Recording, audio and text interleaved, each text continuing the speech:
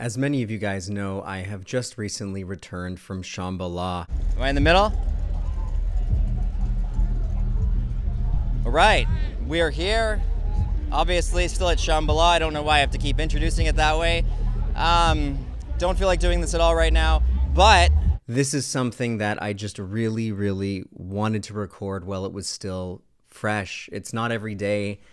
Well, actually, I've never filmed a video that was about a trip that happened as soon as this one. Now, I know what a lot of you guys are thinking. A lot of you guys are saying, but Adam, you've said so many times you don't trip anymore because you have kids and too many responsibilities. However, this was a very special occasion. I was at a hippie festival. I was surrounded by love and good vibes and, as they like to call themselves, the family. And it was one of the rare occasions when I didn't have my kids with me. I was in a totally different province, and for those of you in the States, provinces in Canada are kind of like what you call your states. In other words, I don't really feel guilty for having a trip there. Instead, I feel reborn. Since I've been back, every time I've kind of sat down and tried to bring up the memories of that experience or the feelings, I've often been brought to tears. It was one of the most life-changing psychedelic trips I've ever had. This was the first time in over 3 years since I lived in New Zealand where I've had a trip that was positive, that was good, that left me feeling like I had finally hit my reset button and I have rediscovered what is important in my life. It was one of those kinds of trips. And the entire reason I went was to make a documentary on how to have a safe trip or a safe drug experience in general at a festival. According to YouTube's own community guidelines shown here, videos which intend to educate but do not glorify substance use are generally suitable for advertising. The following video does not glorify the use of drugs, is also not graphic since it does not show the consumption of any illegal substances. The following video is strictly educational. Lauren, you are a sweetheart. You are absolutely incredible. And I know you didn't make this yourself. Your friend did, who has a sheep farm, and it's made out of sheep wool. But this is the most incredible gift I have received. This is a motherfucking wizard's hat. Considering Lauren was one of the people I tripped with, it is only, I think, fair that I wear this hat during my story. There will be 2 versions of this video. One version will be on my website, which is going to be the super long version, which is going to cover basically everything and go very deep into my thoughts, feelings. And then there's going to be the version which is more direct for those of you on YouTube who just want the fun trip story and who want to learn the little lessons that I have to share for your own future trips. So yeah, I'm happy that I got this website so I can now, create extra footage for those of you who want more. Let's get right into the start of the trip.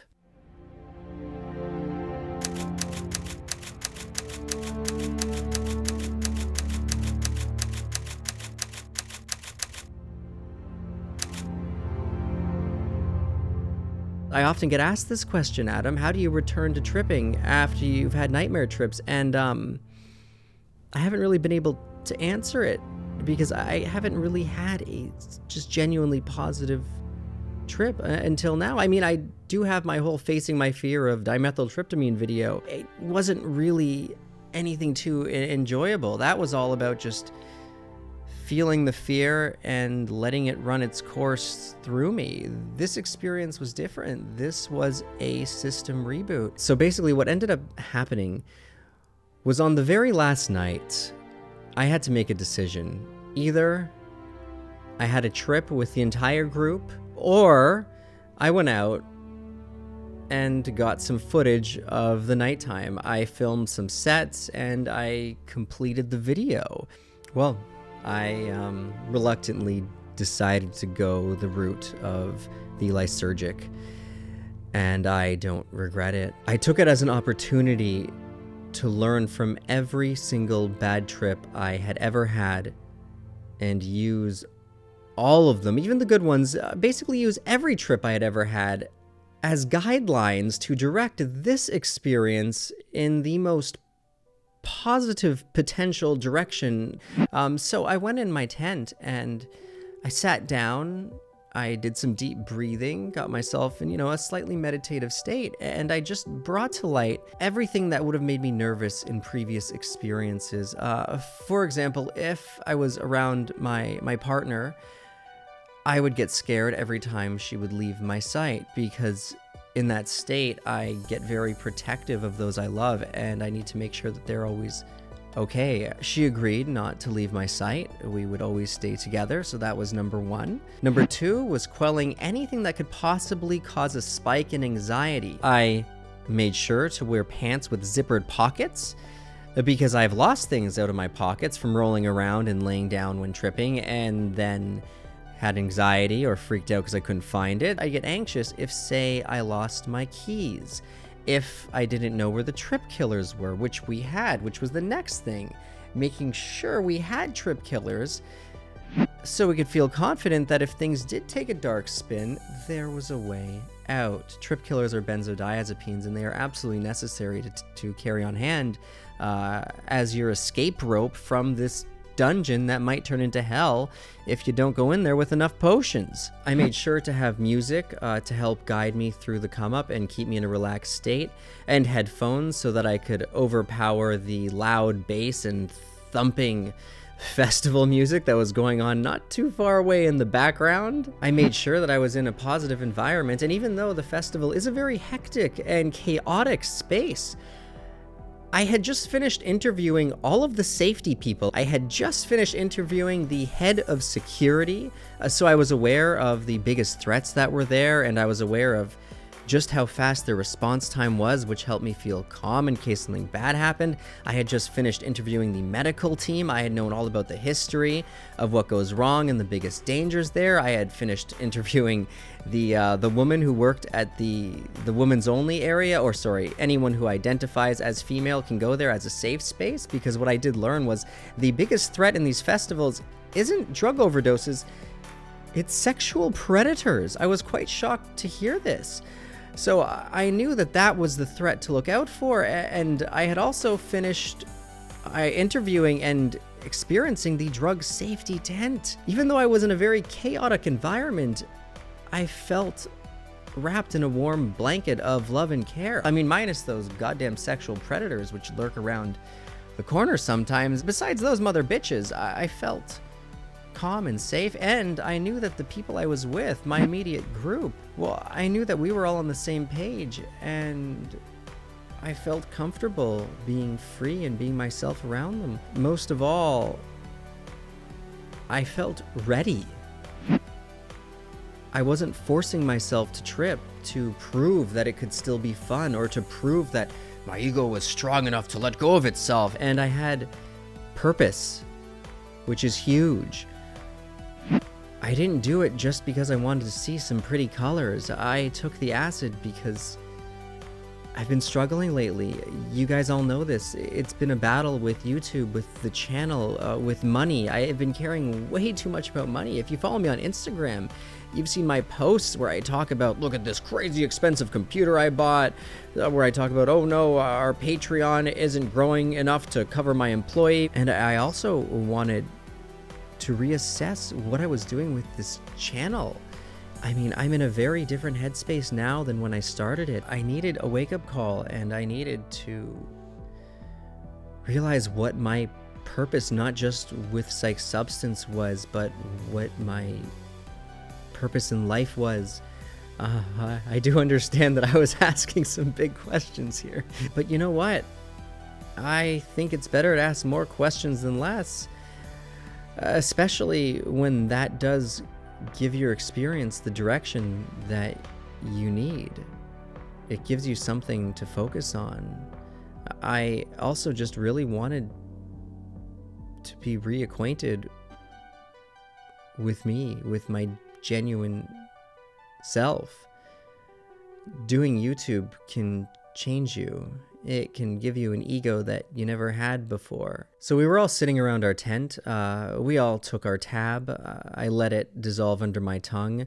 I was taking LSD, but Matt and Lauren were actually doing MDMA with LSD, and Jasmine, my girlfriend, was our trip sitter, which was amazing to have a trip sitter. Many thanks to you, sweetheart. We all really appreciate that you stayed sober for us. As the LSD was coming on, I mean, we were all pretty calm. We were just chatting normally. We kind of, ignored that we even took the tabs. You were just getting on as if nothing new was happening.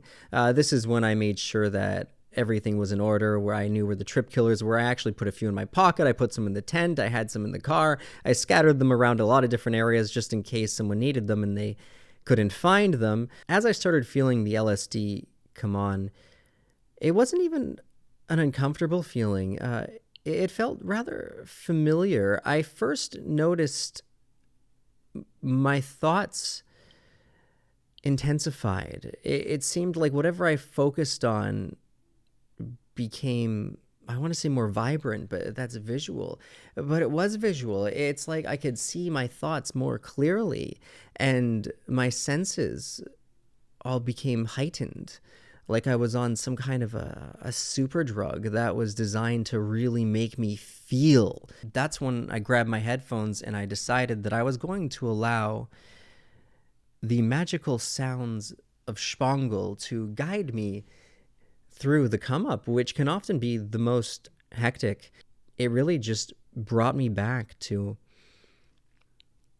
all of the good experiences I had in New Zealand. I think that was very important to set the tone at the come up as a positive one, as a nostalgic experience to something that I was familiar with during my good trips in New Zealand, which was very different than all of the negative ones I had here. And I was really just sitting in my chair and letting the music move through my body, and it sounded incredible. It wasn't just sounds that I was hearing out of my ears. The sounds were converting directly into emotions. And I don't know if it was the music or my thoughts or something in the air, but I was being guided towards some very introspective thinking. I'm not sure what everyone else was doing at this time. I think everyone was starting to feel the come up because everybody got quiet, and that's around when I had the headphones in, and I was wearing a hood. So just take this off for a second. So I had my hood like this, and I pulled my hood down over my eyes just because I wanted kind of like a blindfold, just to feel like I was isolating myself out from the group. I felt like I needed to go into my own special place, I guess you could say. And I had the headphones on, and I just started reenacting in my mind all of the people who had come up to me over the past few days and said how much I helped them and how appreciative they were of what I was doing. And I, at the risk of sounding like an arrogant motherfucker, I felt special.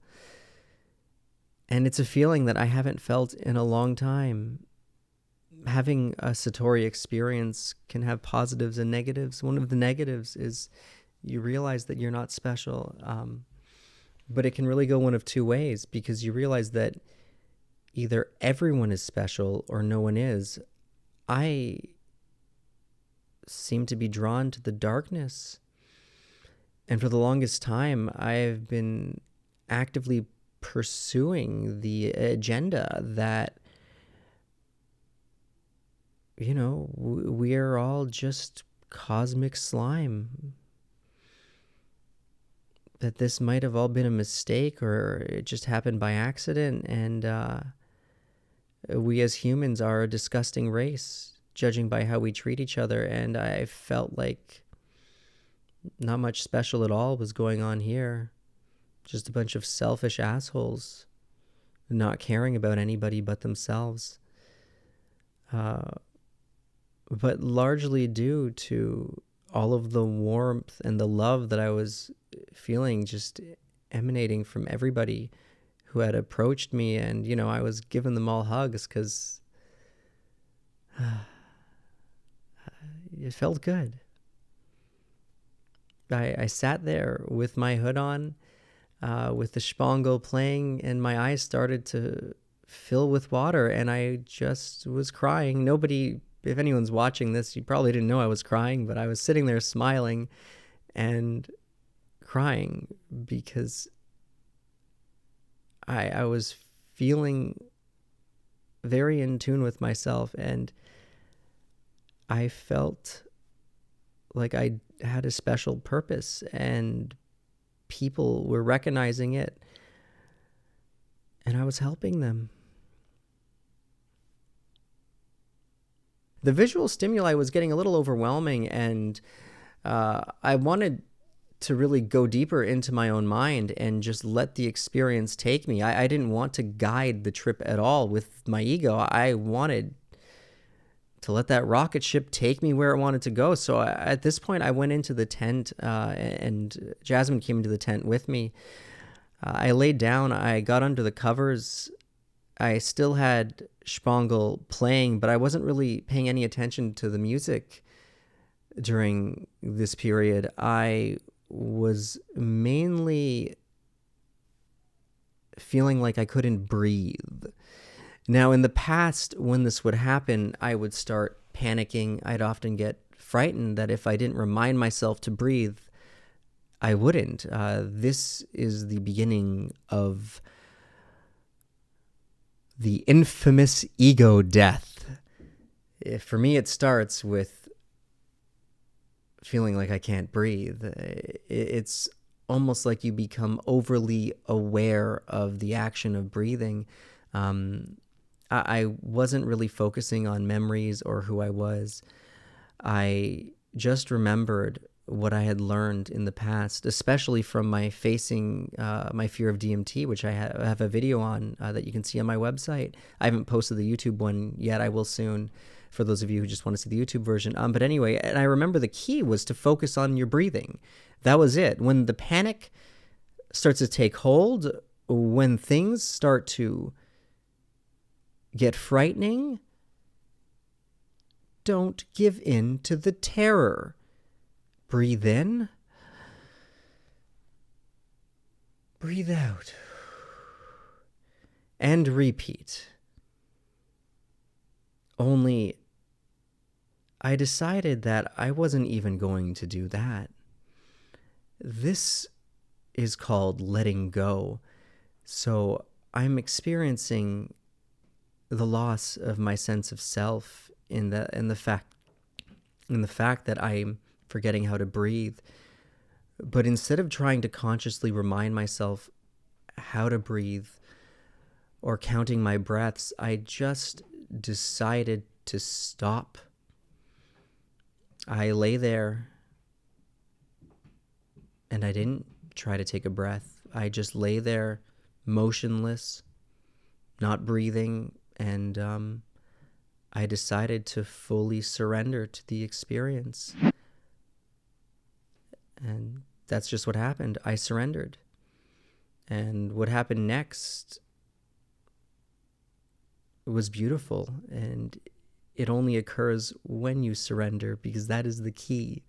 The key to having a good psychedelic trip is to not try to guide where you're going, but to just surrender to whatever happens. If you feel like you're dying or you feel like you can't breathe, surrender to it. And accept that you can't breathe and just stop breathing. I know that sounds crazy, but it's in that moment that you forget who's breathing who. I began to feel as though I was melting into the earth I was laying on. I was becoming one with everything. My individual ego, those boundaries, the barriers that separate me from everything else, well, they were just washing away, or as the acid made it feel, They were melting. Anyway, so I let the earth breathe me. I went really deep into myself. I experienced some kind of ego death. And at this point, my friend Matt and Lauren decided they wanted to come into our tent. So they completely snapped me out of my trip, which I was very upset about. It was nice to see them, though. They looked like they were having fun. They had actually taken acid the night prior, so they had a pretty good tolerance to it, meaning that one tab wasn't hitting them nearly the same way as it was hitting me. They were feeling the MDMA more so. They were trying to pull me to go look at the festival. And now I made a mental decision before I took the acid that I was going to go at my own pace. And this is huge. This is huge because in the past I've tripped and I've let other people influence me, and often in a dark way, in a negative way. I mean, it wasn't that they had the intent of being negative. It was just I let them lead. And this was an experience which I was aware had to be had at my own pace. And they were really trying to pressure me to go into the festival. And we were only an hour and a half in at this point. And I was very firmly saying to them, I mean, I somehow snapped out of the universe breathing me. And I was very firm with saying, no, I'm not ready yet. I'm not ready yet. And finally, after a lot of convincing, I got them to go by saying I wanted some alone time with my girlfriend, which was fantastic. Whew. Otherworldly, phenomenal. I don't know how to describe it. Nothing compares. Nothing. People say sex on MDMA is good. Oh, God. That doesn't even hold a tiny little candle to this. This was insane, but I'm not going to get into that here. So after we were done that, I was starting to get more comfortable with the experience. You know, I was going through the peak, and then I came back to knowing who I was, knowing that I was separate from everybody, still, you know, tripping very hard. The visuals were insane. Everything looked like it was made of primary colors. I was seeing this pattern overlapping everything, but it wasn't really like it was overlapping everything. That's what happened as the trip started to end. In the beginning, it was like everything I was looking at was made out of these geometric shapes. Like everybody was made of these constantly swirling and morphing and moving puzzle pieces. But mentally, even though I wasn't ego-deathing anymore, I still was tripping way too hard to go out into public. But they insisted, and then Jasmine was insisting, and everybody was insisting I go out there when I wasn't ready. And this was the one huge mistake that I made. I accepted. And in the beginning, you know, we were walking through the festival, and it was so different to actually experience what it's like to be in it versus before. When I was interviewing people, I was observing it. I was an outsider peering in. But now that I was on a tab of acid, I was experiencing the magic that everybody was talking about, and it was wild. When you see these people in their costumes scurrying about, and you feel like everyone's got this different energy about them, and you know, you feel the good vibes in the air, but you also do feel those sexual predators. This could have also been influenced by the fact that the very last person I had talked to before the trip was the head of security, who was talking about, you know, if there was a biggest issue, that it would be you know, like harassment and just guys trying to take advantage of women. I mean, I'm not saying that it's a huge problem, but out of all of the, you know, the problems that can occur, like overdoses, bad drugs, this and that, that was the number one thing, right? So that was in the back of my head. So I think that my trip through, like, I want to call it the town, the festival, through the stages, was largely highlighted by the thoughts of safety, because, you know, my whole experience documenting the festival, my whole point of being there was to create a safety guide. So of course, when I was out there, I was thinking about some negative stuff. Now the lights looked beautiful, and my friends kept saying, isn't this crazy? Isn't this great? And I kept saying, guys, I get what you mean. I totally understand. But what you're not picking up on is the fact that everything is lights to me. I don't need to see the spotlights. I don't need to see the flashing gizmos and this and that, and the people with their frog signs and the fluorescent, all that vibrating, vibrant shit. Because just looking at the ground looks like it's made out of electronic signals. I would have been just as excited to stare at a brick in a wall as I was to watch the actual light show. I mean, that's how much of a trip I was in. But anyway, long story short, we got back to the tent, at which point I went into what is called survival mode. It was really interesting this time because I was so in tune with myself during this trip. I was able to recognize that I wasn't really afraid of anybody. I was able to recognize that I was in what I called survival mode just because of all the stimuli I had just received, that it put me on alert. Like if I was in the jungle, right, and there was wild animals and tigers outside, I was alert about the sexual predators, but it wasn't overwhelming. And what was interesting was the entire time when I was out there, I never felt afraid. In the past, if I was tripping that hard and I was around that many people, I would become afraid for my safety. I had one of the biggest realizations that I've ever had in my life. Before we left the tent, I was really focusing on why I get scared. A lot of my trips have turned out bad because I've given into the fear. And I've never really been able to understand what it was that I was afraid of. And it finally hit me. Ever since having kids, I have become so protective. I think it's in our genes. It's biological. Once you have kids, you take on the role of the protective parent. You feel like you must care for them. And I realized one of my biggest fears, and one of the reasons why, say in my nightmare trip, I thought my friends were all demons, is because I become afraid of everyone. I feel like everyone is a threat.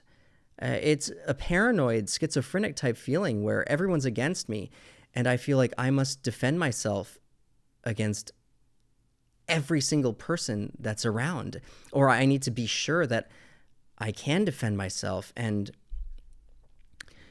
I started to question why I had this fear of other people. Was it because if I was attacked, I didn't feel like I was strong enough to defend myself? Was it because I didn't want to hurt anybody? And why was I afraid of being attacked? Who's to say I was going to be attacked? And I realized that none of it mattered. Because while I was so busy being afraid of all the what ifs of all these other people, I forgot that I am the scariest motherfucker I know. To myself, I am the most demanding and judgmental taskmaster. Nothing I do is good enough. I treat myself very poorly in my head. My self-talk isn't good. It's like I am always, in a way, it keeps you striving to be better, but sometimes it is very vindictive and cruel. I am nasty to me. I don't allow my child self to play. I'm so busy worrying about being productive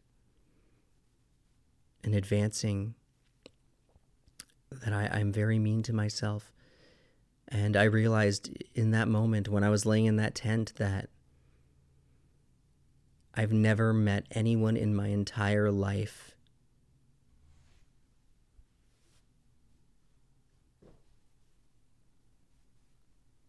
that was as scary as me.